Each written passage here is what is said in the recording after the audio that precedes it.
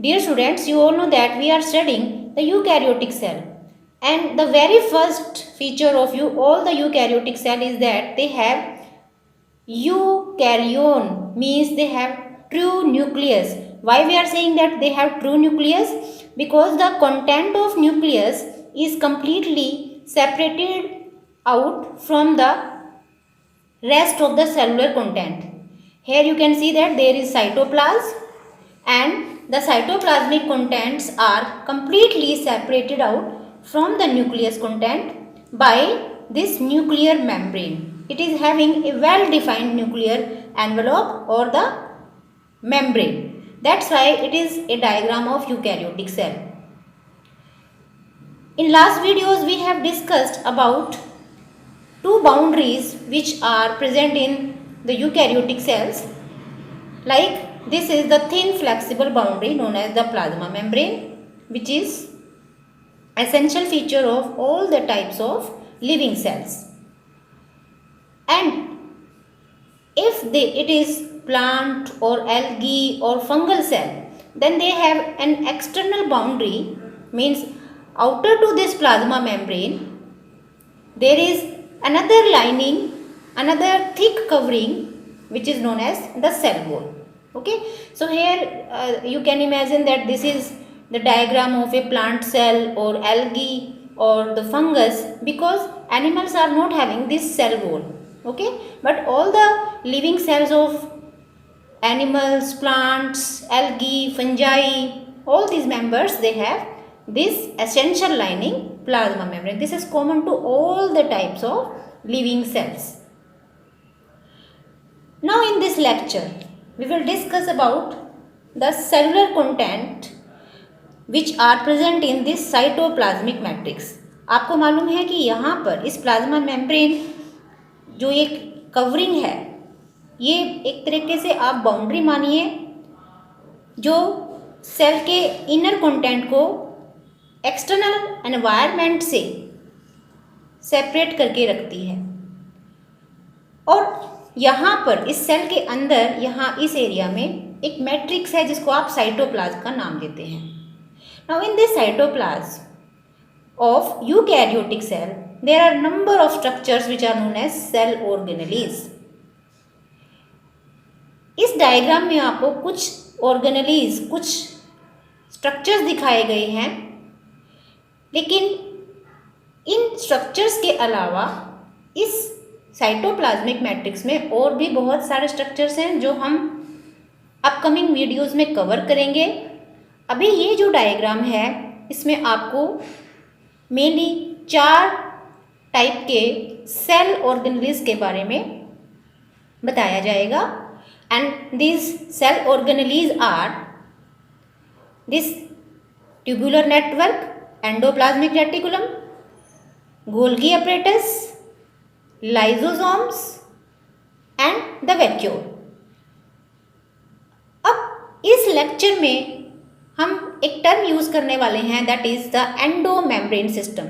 जैसे आप जानते हैं कि प्रोकैरियोटिक सेल में साइटोप्लाज्म के अंदर यानी सेल के अंदर कोई भी मेम्ब्रेन बाउंड स्ट्रक्चर नहीं होता है, कोई भी सेलुलर ऑर्गेनेली ऐसी नहीं है, ऐसा कोई स्ट्रक्चर नहीं है जिसके चारों तरफ मेम्ब्रेन हो। लेकिन ये यूकैरियोटिक सेल है और इसमें ऐसे मेम्ब्रेन बाउंड स्ट्रक्चर्स आपको बहुत सारे पढ़ने को मिलेंगे। You will study a number of cellular structures, cell organelles which are membrane bound. बहुत सारे तो ऐसे स्ट्रक्चर्स भी हैं जो डबल मेम्ब्रेनस हैं। यहाँ आपको 4 स्ट्रक्चर्स दिखाई दे रहे हैं। जैसे अभी आपको बताया गया था, ये एंडोप्लाज्मिक रेटिकुलम है, ये गोल्गी एपरेटस है और ये वैक्यूल एंड लाइसोसोम। इन सभी स्ट्रक्चर्स के चारों तरफ भी आपको मेम्ब्रेन दिखाई दे रहा है। लेकिन अभी हम दूसरे स्ट्रक्चर्स को मेंशन नहीं कर रहे, क्योंकि हम इन चारों जो भी ऑर्गेनेलीज हैं इनको एक कोऑर्डिनेटेड वे में पढ़ने वाले हैं। We are going to discuss about the endomembrane system. यहाँ पे हम एक टर्म लिखते हैं, endomembrane system. What is endomembrane system? Endo means inner, internal, और मेम्ब्रेन आप समझते हैं कोई बाउंड्री। सिस्टम जब हमने वर्ड यूज़ किया इसका मतलब यहाँ पर हम एक से ज़्यादा कुछ स्ट्रक्चर्स की बात करेंगे जो मिलकर एक कोऑर्डिनेटेड वे में कोई भी फंक्शन परफॉर्म करते हैं। वैसे तो यहाँ पर इस साइटोप्लाज्मिक मैट्रिक्स में आपको बहुत सारे दूसरे स्ट्रक्चर्स पढ़ने को मिलेंगे, लेकिन यहाँ पर जो ये 4 स्ट्रक्चर्स के हम बार बार नाम ले रहे हैं ये इस एंडोमेम्ब्रेन सिस्टम के पार्ट्स हैं। ऐसा नहीं है कि इनके अलावा कोई और मेम्ब्रेनस स्ट्रक्चर आपको इस साइटोप्लाज्मिक मैट्रिक्स में नहीं मिलेगा, लेकिन इन चारों स्ट्रक्चर्स की फंक्शनिंग में कोऑर्डिनेशन है। एंडोमेम्ब्रेन इसलिए कहा क्योंकि they are the membranous structures present inside the cell. देखिए ये बाउंड्री तो सभी सेल्स में कॉमन होती है, लेकिन इस बाउंड्री, इस प्लाज्मा मेम्ब्रेन के अलावा जो भी मेम्ब्रेनस स्ट्रक्चर्स हैं, जैसे ये Golgi apparatus, endoplasmic reticulum, lysosome, vacuole, mitochondrion, इस तरह के बहुत सारे स्ट्रक्चर्स होते हैं जो मेम्ब्रेन बाउंड स्ट्रक्चर्स हैं। लेकिन इन चारों स्ट्रक्चर्स का आपस में एक दूसरे के साथ कोऑर्डिनेशन है। जो भी इनकी वर्किंग है वो एक कोऑर्डिनेटेड वे में परफॉर्म की जाती है, इसीलिए हम इन्हें एंडोमेम्ब्रेन सिस्टम का नाम में इंक्लूड करते हैं। याद रखिएगा, if you are asked what are the names of organelles which are included in this endomembrane system, name the organelles which act in a coordinated way, then you will mention only the names of these 4 structures: endoplasmic reticulum, Golgi apparatus, lysosome and the vacuole.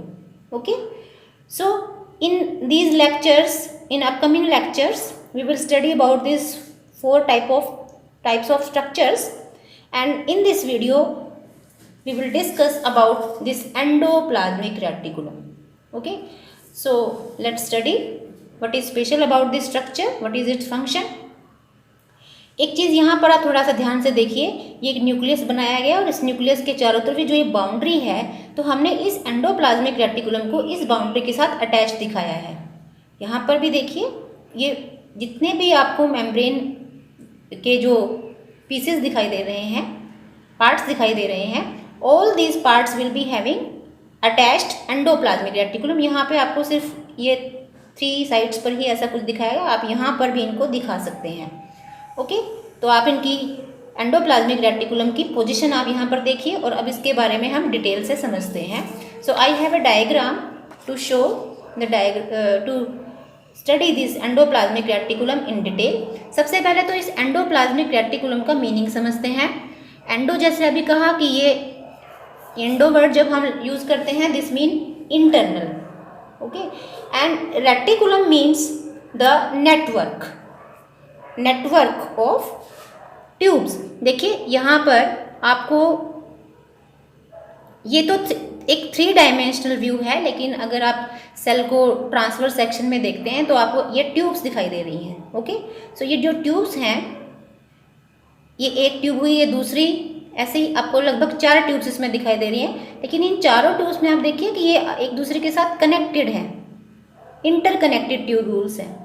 तो जब ये एक दूसरे के साथ connect हो जाते हैं ट्यूब्स जैसे स्ट्रक्चर, तो इससे एक नेटवर्क जैसा स्ट्रक्चर बन जाता है, and that's why it is known as reticulum. Reticulum means network of tubes.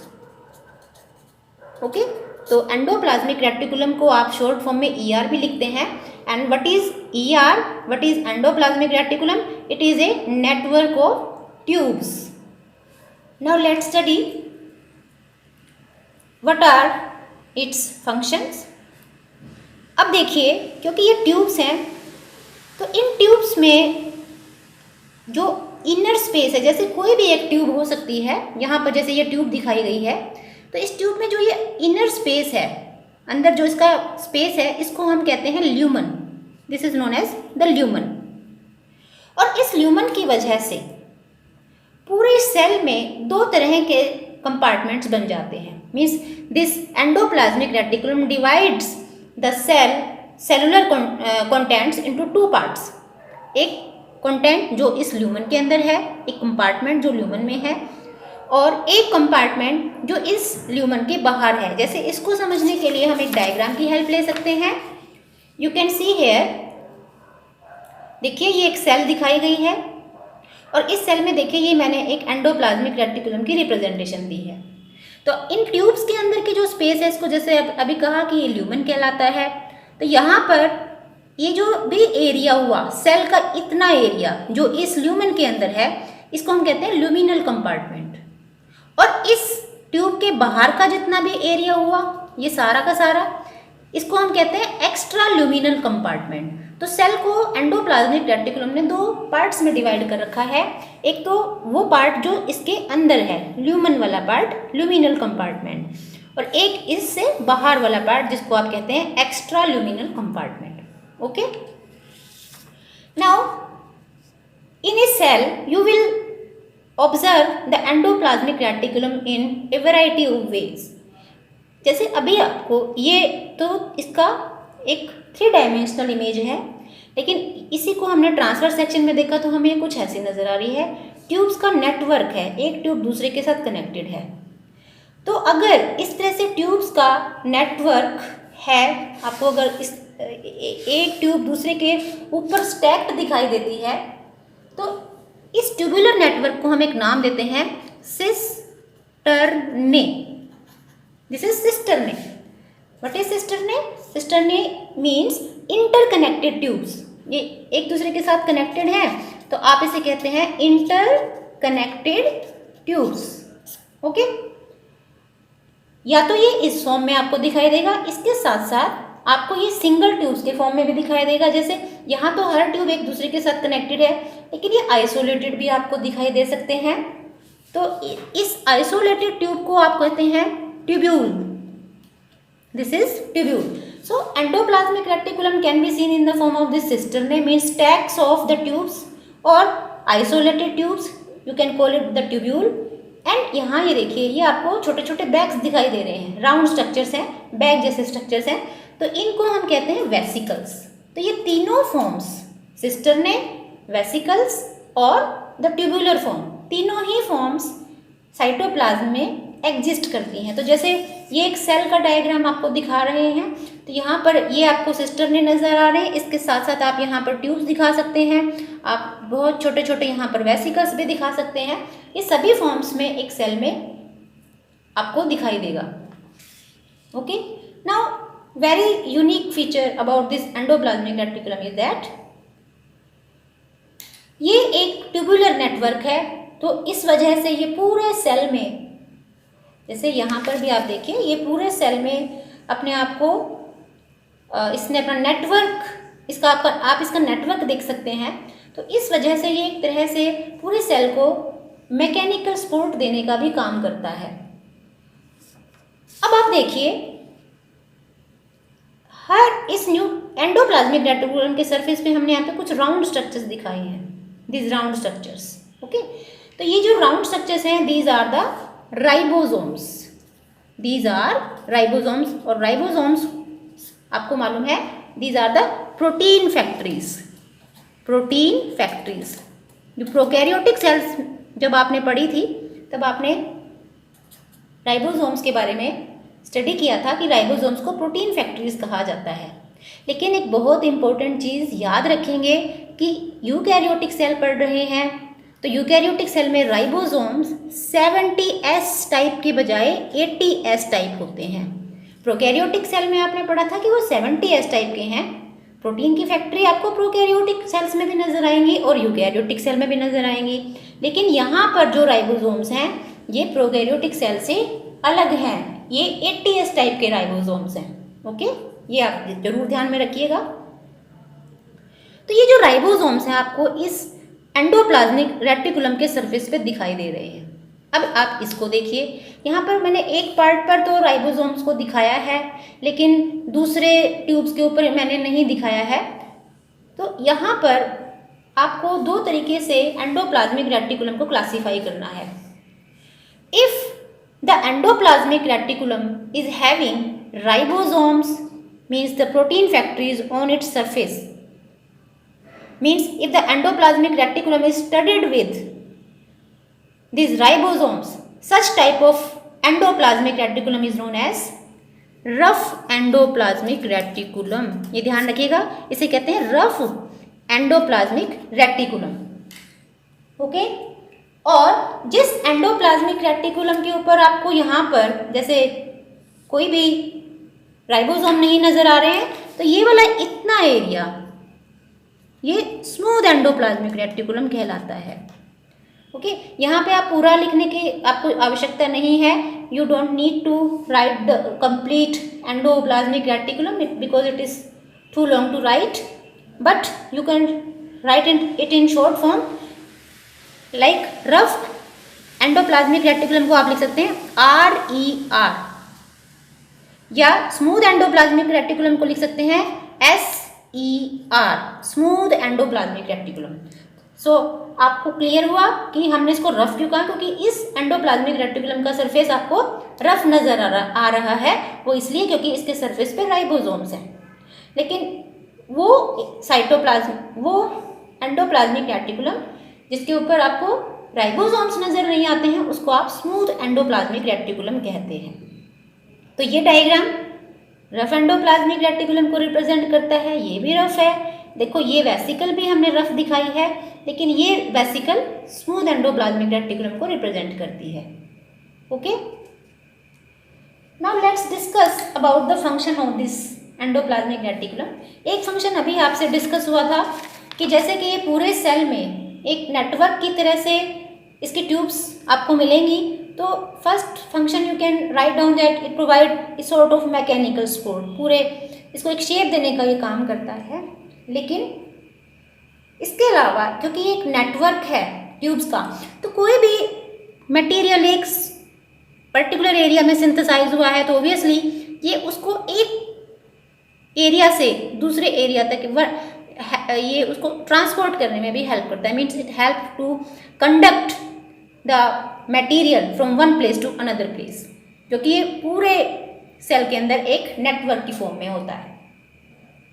Now let's discuss about the rough endoplasmic reticulum function. जैसे अभी आपसे बात हुई कि रफ एंडोप्लाज्मिक रेटिकुलम के सरफेस पे राइबोसोम्स हैं, और राइबोसोम्स प्रोटीन फैक्ट्रीज होती हैं, और प्रोटीन्स की नेचर कई टाइप की हो सकती हैं। They can act as enzymes, they can act as hormones, a variety of functions are performed by the proteins.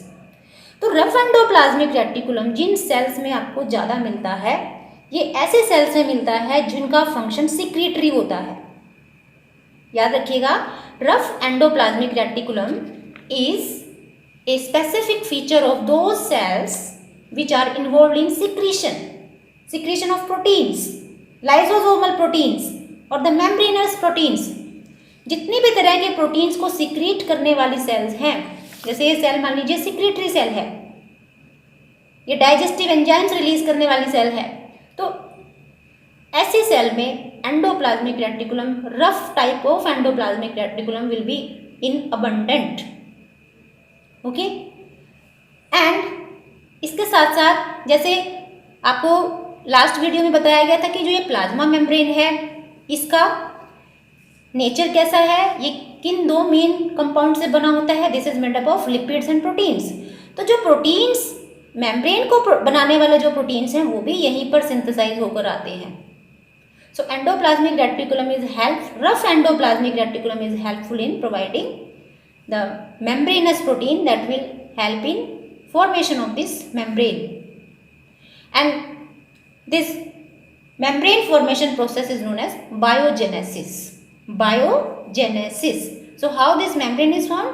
Because of help of the proteins provided by the endoplasmic reticulum associated with the ribosomes. और एक और चीज ध्यान से देखिए, जो rough endoplasmic reticulum है, इसका कनेक्शन न्यूक्लियर एनवेलोप के साथ भी है, और पूरे न्यूक्लियर एनवेलोप पर आपको राइबोसोम्स दिखाई दे रहे हैं। तो ये पूरा एक कनेक्टिंग चैनल है, यहाँ से ये पूरा मेम्ब्रेन जो है एनवेलोप के साथ साथ एंडोप्लाज्मिक रेटिकुलम का कनेक्शन एक तरह से कंटिन्यूअस चैनल है। ओके, और इस पर राइबोसोम्स हैं। Now let's talk about the smooth type of endoplasmic reticulum, जिसके सरफेस पर आपको राइबोसोम्स नजर नहीं आते। तो ऐसे एंडोप्लाज्मिक रेटिकुलम का रोल लिपिड सिंथेसिस में रहता है। ये rough endoplasmic reticulum protein synthesis में इन्वॉल्व है क्योंकि यहाँ पर राइबोसोम्स हैं, लेकिन इसके सरफेस पे राइबोसोम्स नहीं है। लेकिन the function of this smooth endoplasmic reticulum is to synthesize lipids and steroidal hormones. देखिए इन फंक्शंस को हम यहाँ पर ऐसे दोनों रफ और स्मूथ एंडोप्लाज्मिक रेटिकुलम में हम डिफ्रेंशिएट भी कर सकते हैं। Rough endoplasmic reticulum is having ribosomes on its surface. Smooth is not having any rough endoplasmic reticulum has ribosomes on its surface, while smooth don't have ribosomes on its surface. Rough endoplasmic reticulum helps in formation of proteins, while smooth endoplasmic reticulum is involved in synthesis of the lipids. Okay, and smooth endoplasmic reticulum also helps in synthesis of steroidal hormones. Steroidal जैसे testosterone hormone है या oestrogen hormone है, इस तरह के जो hormones हैं जो उनकी स्टीरोइडल प्रॉपर्टीज होती हैं, ऐसे हार्मोन्स स्मूथ एंडोप्लाज्मिक रेटिकुलम में सिंथेसाइज होते हैं। And next function you can assign to this endoplasmic reticulum is that they help in muscle contraction because they act as calcium ion reservoir. ये आप upcoming chapters में पढ़ेंगे। जब आप muscle contraction के बारे में स्टडी करेंगे तब आप देखोगे कि मसल्स के पास एक स्पेशल टाइप का एंडोप्लाज्मिक रेटिकुलम है जिसको आप सार्कोप्लाज्मिक रेटिकुलम भी कहते हैं।